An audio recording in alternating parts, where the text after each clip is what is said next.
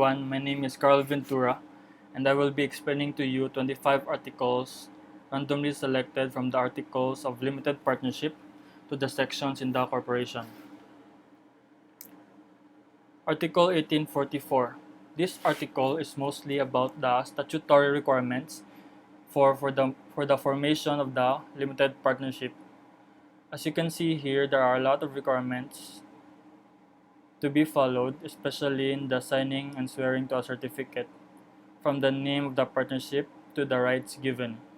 After you have signed and sweared all of this, then you will go to file for record to the Security and Commissions Office.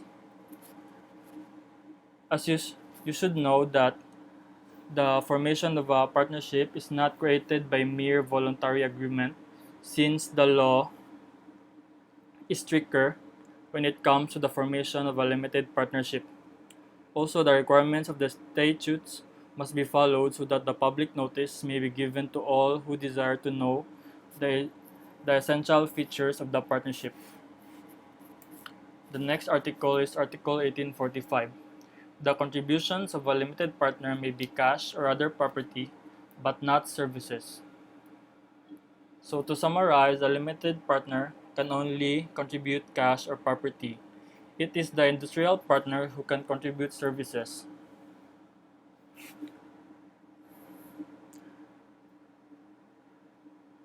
So as what I've mentioned earlier, a limited partner cannot contribute services.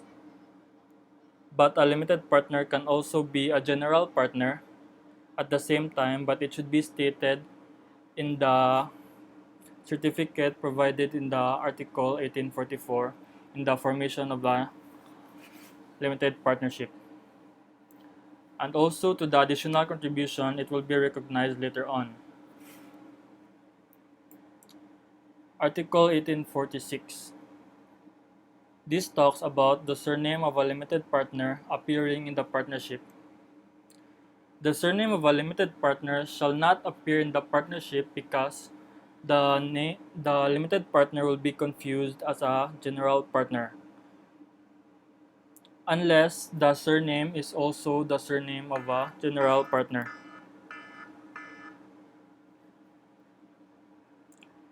This simply means that the limited partner is not liable if his surname is used in the partnership name before the limited partner has arrived and the partnership wishes to maintain it.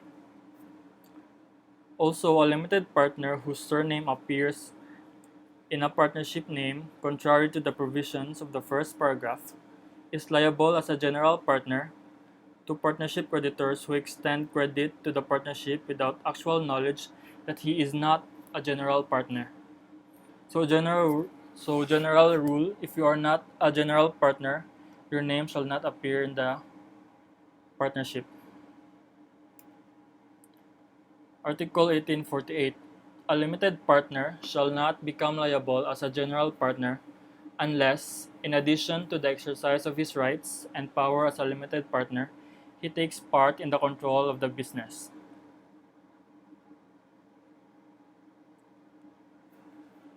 So, if you are a limited partner, that means you also have limited liability, since you are just a mere investor or contributor. And a general partner has unlimited liability because it is the general partner who runs the business.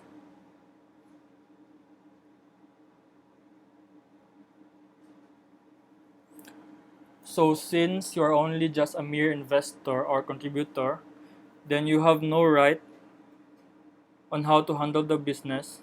But the moment that you took part in control in the administration of the business, then you will be held liable as a general partner because that is out of your reach. Article 1855.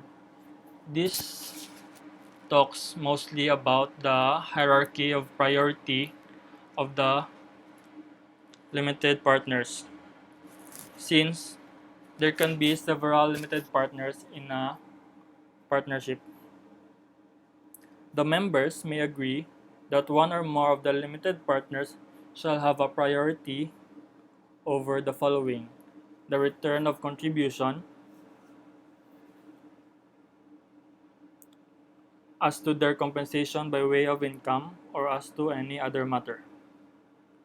If such agreement is made, it shall be stated in the certificate, and in the absence of such statement, then the there will be no hierarchy and the limited partners will be treated equally.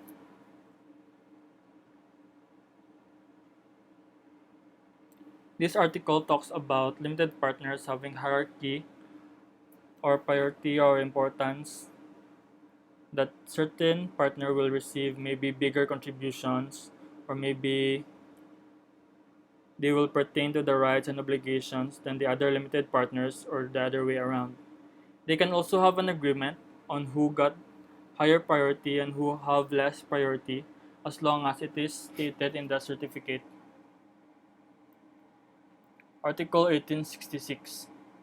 A contributor, unless he is a general partner, is not a proper party to proceedings by or against a partnership except where the object is to enforce a limited partner's right against or liability to the partnership. So, general rule is that the liability of the limited partner is only to the partnership which pertains to his contribution and not the creditor of the partnership. So this article talks about limited partner. As I've said earlier, is just a mere contributor or investor. And he has limited liability and is not connected in the way of running the business. Because of that, partners have no right of action against third persons against whom the partnership has any enforceable claim, and if he is not a general partner, then he is not a proper party to the proceedings by or against the partnership. If then a limited partner is a proper party, then he can enforce a right or liabilities by or against the partnership. But when does a limited partner become a proper party? First is when the limited partner maintains an action in his own name where the object is to enforce his individual rights against the partnership and to recover damages for violation of such right. Similarly, he is a proper party to a proceeding to enforce his liability to the partnership. Second is when an action at law may be maintained by creditors of a firm against a limited partner to account for and restore sums withdrawn by him from the capital of the firm with outstanding debts on a voluntary dissolution. So again, a limited partner has only limited liabilities, so he is not a creditor of the partnership. Number and qualifications of incorporators. This section states that any person, partnership, association, or corporation, singly or jointly with others, but not more than 15, can create corporation. So, any person, partnership, association, or corporation means that fictitious or artificial persons can now be incorporators. Singly or jointly, but not more than 15 means that there is no minimum, but there is a maximum of 15 incorporators, and meaning there can be a corporation with a single stockholder, and it is considered as a one-person corporation. Then, if you're a one-person corporation, the corporation name must have an OCP at the end of it. However, unless otherwise provided by special laws, for example, banks, they must have a minimum of at least 5 and not more than 15 directors as required by the general banking law. Also, practice of profession cannot form for corporation.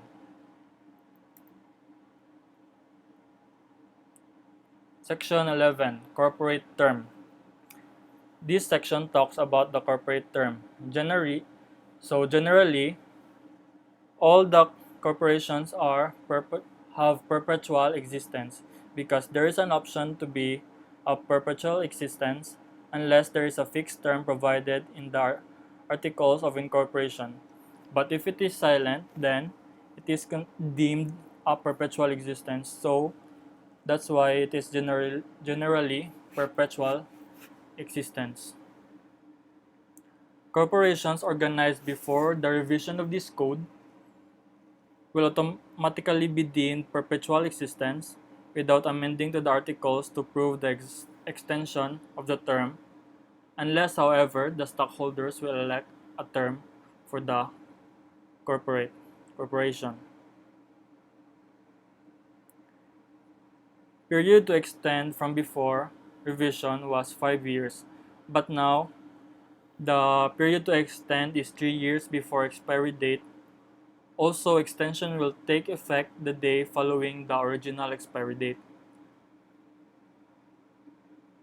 Also, before the revision, if a corporation is expired, it is considered ipso facto dissolved, meaning it is automatically dissolved. But now, if the corporation is dead, you can file for petition for revival. Section 12. Minimum stock not required of stock corporations. So, the old code have a minimum stock, but now under the revised code, there is no more minimum stock. The revision also removed the minimum subscription and paid up capital requirement, unless, however, provided by special laws, such as the General Banking Law. If and only if there is an increase in capital stock, that the corporation is required to pay the 25% total subscription. Section 13. Contents of Articles of Incorporation. This section talks about the contents of the Articles of Incorporation, which are the name of corporation, primary and secondary purposes, location of principal office, corporate term, name, nationalities, and residences of incorporators, number of directors should not be more than 15, name, nationalities, and residences of acting directors or trustees, amount of authorized capital stock if it is a stock corporation, name, nationalities, and residences of contributors and amount contributed if it is a non-stock corporation. Also, such other matters consistent with the law and which deem necessary and convenient. Section 15. Amendment of the Articles. So, amendment means to change, so it's about changing the contents of the Articles of Incorporation. It is not something done so easily and must have a meeting of the Board of Directors. There are 3 basic requirements to amend the articles. First of which is the majority vote of the Board of Directors. Second is the written assent of the stockholders, at least 2/3 of the outstanding capital stock. And the third is the approval by the Securities and Exchange Commission, which will take effect 6 months after filing or 180 days.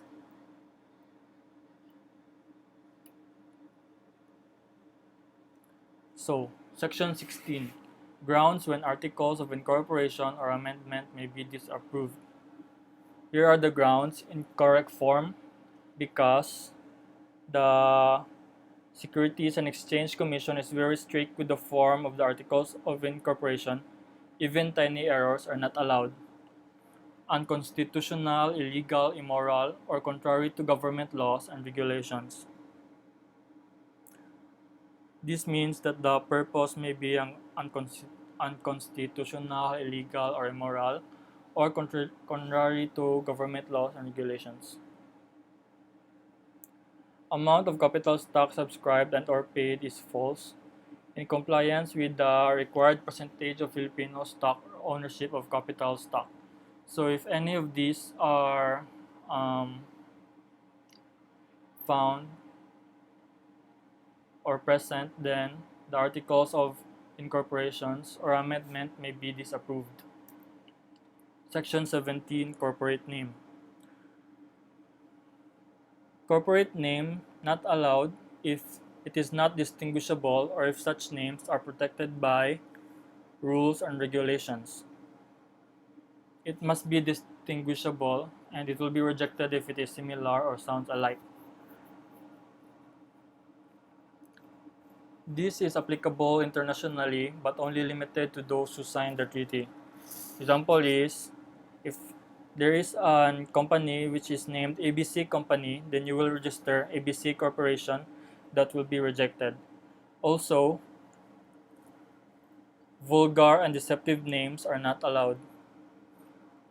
And if you registered the name and it is accepted but the name already existed and there must be an error, the company will be ordered immediately to cease and desist from using such name and must register a new name. Section 18. Registration, incorporation, and commencement of corporate existence. This talks about the process of having corporate existence. First is the registration of name, as is explained in the article before this, the section before this. When it is accepted, then you will submit your articles of incorporation to the Securities and Exchange Commission. If the Commission finds that the submitted documents and information are fully compliant with the requirements of the Code, relevant laws, rules, and regulations, the Commission shall issue the Certificate of Incorporation. Life of the corporation commences during the issuance of Certificate of Incorporation. Then it will already have corporate existence and juridical personality. Section 19. De facto corporations. De facto corporations are corporations that has a good faith to incorporate. These are corporations that have all the rights of a corporation, and there must be something wrong with the documents sent to the Securities and Exchange Commission, or maybe about the formalities not followed. Also, they cannot be questioned as to their rights and validity, since it is incorporation and has a certificate of incorporation.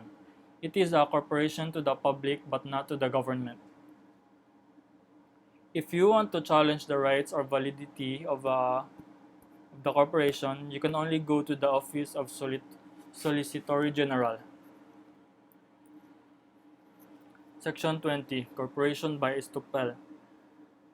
As Sir said, Estupel means silence means yes.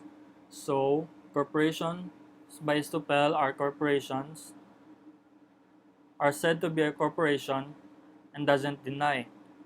These are This refers to corporations contracting and dealing with a business as if it were a corporation. So again, it is not a corporation. They have no power or authority since they are not a corporation.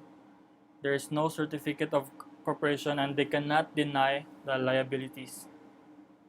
Trustees or officers with the corporation. This section states that a contract of corporation with one or more of its directors, trustees, officers, or their spouses and relatives within the fourth civil degree of consanguinity or affinity is voidable. So this means that directors, trustees, or officers with the corporation or their spouses or relatives within fourth civil degree of consanguinity cannot transact business with the corporation. This talks about self-dealing or the taking of advantage of the position in a transaction acting in one's own interest. So, an example of this is purchasing company stock based on the information you have received inside the corporation, being in the position of a director, trustee, or officer with the corporation. So you transact this business with your own interest and it is not for the interest of the partnership. There can be no defect if such requirements are present. Section 34. Executive Management and Other Special Committees. So, Executive Committee is a mini board of directors which consists of board of directors themselves and has power delegated by the board of directors. So, they are created since there are times to call for a meeting and can't reach the quorum to do a valid corporate act, so the executive committee will act on behalf of the board of directors, but there are exceptions where they cannot act on specific matters, such as approval of any action for which shareholders' approval is also required, filling of vacancies in the board, amendment or repeal of bylaws or the adoption of new bylaws, amendment or repeal of any resolution of the board which by its expressed terms is not amendable or repealable, and distribution of cash dividends to the shareholders. So the executive committee can act on specific matters except for the exceptions that I have stated. Section 38. Power to deny preemptive right. Preemptive right is the right to buy new shares in any future issue of the company's common stock before the shares are available to the general public. So, then, unless such right is denied by the Articles of Incorporation or an amendment thereto, provided that such preemptive right shall not extend to shares issued in compliance with the laws requiring stock offerings or minimum stock ownership by the public, or to shares issued in good faith with the approval of the stockholders representing two-thirds of the outstanding capital stock in exchange for property needed for corporate purposes or in payment of a previously contracted debt. Section 59. Subscription Contract. Any contract for the acquisition of unissued stock in an existing corporation or a corporation still to be formed shall be deemed a subscription within the meaning of this title, notwithstanding the fact that the parties refer to it as a purchase or some other contract. So, subscription contract. What is a subscription? It is when a shareholder or a stockholder would like to acquire stocks or shares directly from the corporation. However, if it is acquired from a stock or shareholder, then it is considered as a sale or a purchase, and it is not a subscription. Section 61. Consideration for stocks. Stocks shall not be issued for a consideration less than the par or issued price thereof. So this talks about the considerations in exchange for stocks. So there must be a valid and existing consideration at hand, and not a mere promissory notes or a promise to render service. So these are the considerations for the stocks: cash, property, services rendered, previously incurred indebtedness, amount of transferred from unrestricted retained earnings to stated capital, outstanding shares exchanged, shares of stock in another corporation, and other generally accepted forms of consideration. These are the only accepted forms of consideration in exchange for stocks. Delinquency sale. So, a delinquent stock are stocks not paid 30 days after maturity or upon call of the board of directors. They are no longer entitled to any rights except the rights of cash dividends. When stocks become delinquent, its entire share will become delinquent and will be held for delinquency sale. Delinquency sale is a public auction. The sale must not be less than 30 days nor more than 60 when stocks become delinquent. There will also be notice to stockholder concerned so that he can participate in the sale. Publication for Notice of publication also for 2 weeks on newspaper of general circulation. And in the sale of stocks, it will go to the bidder who shall offer to pay full amount of balance with interest and cost of advertisement and expenses of sale for the smallest number of shares.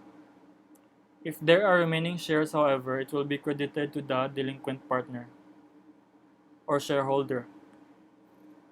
If there is no bidder, then it will be credited to the corporation and be held as treasury shares. Effects of delinquency. It is important to know when the shares will become delinquent, which is at the lapse of 30 days from maturity. Because if a stock will become delinquent, it will no longer be entitled to any rights except the rights to cash dividends, only until payment is made with interest and costs and expenses of advertisement, if any. Section 72. Lost or destroyed certificates. If there is lost or destroyed certificate, you have to execute affidavit of loss in triplicate. Triplicate means in 3 copies. Publication of 3 consecutive weeks and once a week in the newspaper of general circulation in the principal office. And you have to wait from a period of 1 year, and if there is no opposition or contest, then that is the only time that the corporation will issue you the certificate of stock. Section 80. When the right of appraisal may be exercised. So appraisal right is the right to demand payment of the fair value of your shares. It is where the law allows the stockholder to get out of the corporation when there is fundamental change in the corporation that the stockholder did not anticipate when he made an investment in the corporation.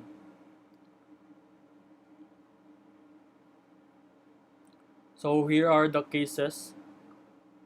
In case of amendment of articles of incorporation, so changes in articles of incorporation, but not just any change. The change must most consist of changing or having effect of restricting the rights of any shareholder.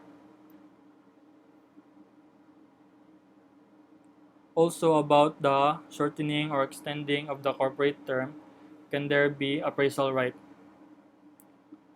In case of sale, lease, exchange, transfer, mortgage, pledge, or other disposition of all or substantially all of the corporate property and assets. So when you notice that they are selling their properties, so why do you want to stay in a corporation if they are no longer interested in keeping property for the operations? Also in cases of merger or consolidation, or in case of investment of corporate funds for any purpose other than the primary purpose of the corporation.